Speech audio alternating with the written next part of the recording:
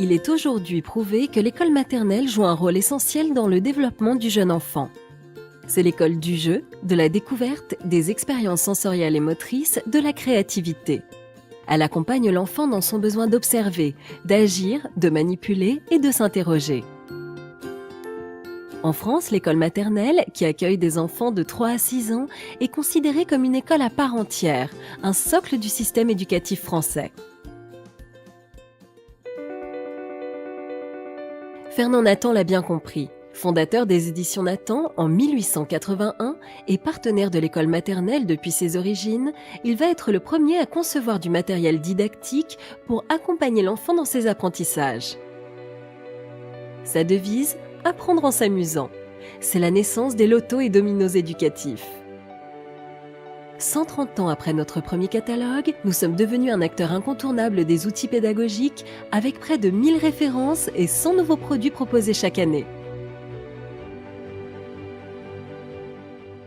Bien, l'approche de Nathan, hier comme aujourd'hui, est basée sur le plaisir d'apprendre. Et ce plaisir d'apprendre, il est très naturel chez les jeunes enfants. Pour développer ce plaisir d'apprendre, nous proposons des jeux et de la manipulation qui vont permettre une progression à l'enfant et donc un épanouissement dans ses apprentissages. Pour l'école maternelle, nous voulons proposer une offre pour l'ensemble des besoins de la classe. Aussi bien pour les tout petits que pour le préscolaire, notre catalogue propose des outils d'apprentissage, du matériel pédagogique, également du matériel de manipulation, des jeux éducatifs, jusqu'au mobilier de la classe. Notre objectif, c'est la réussite de l'enfant. Et avec notre matériel, il n'est pas évalué. Il progresse à son propre rythme et ça nous paraît vraiment essentiel. Pour concevoir notre matériel éducatif, nos équipes éditoriales travaillent en étroite collaboration avec des professionnels de l'éducation, enseignants, pédagogues, pour créer des matériels adaptés. Lorsque le produit est validé, c'est le département fabrication qui prend la relève et étudie la faisabilité du projet. Nous réalisons ensuite un prototype qui sera testé en école maternelle. Vient alors la fabrication en elle-même. Nos produits sont fabriqués dans des usines sélectionnées selon des critères stricts de suivi qualité et de respect de l'environnement. Avant leur commercialisation, nos produits sont testés dans des laboratoires agréés pour être en conformité avec la législation en vigueur. Nous créons des produits résistants, pouvant être soumis à un usage intensif habituel dans les collectivités.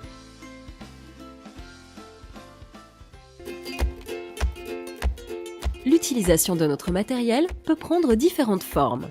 En collectif, l'enseignant anime la classe entière avec des images, par exemple. À travers un jeu de questions-réponses, l'enfant est amené à prendre la parole, à exprimer une opinion. En atelier, de 2 à 8 enfants, sous la supervision d'un enseignant, l'enfant travaille une notion sous toutes ses formes et développe les bons réflexes.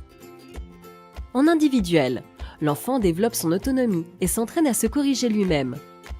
En groupe, les enfants se retrouvent autour d'un jeu de société ou de plateau pour réinvestir leurs apprentissages et créer leur propre expérience. Grâce aux jeux éducatifs, les enfants consolident leurs acquis en s'amusant. Ils apprennent à respecter les règles et les autres. Nos jeux sont accompagnés de livrets pédagogiques dans lesquels sont décrits les objectifs pédagogiques, le contenu de la boîte, l'organisation des ateliers, les activités, les prolongements. Dans certains guides pédagogiques, des fiches à reproduire sont également proposées aux enseignants qui désirent prolonger les activités abordées et d'en garder une trace.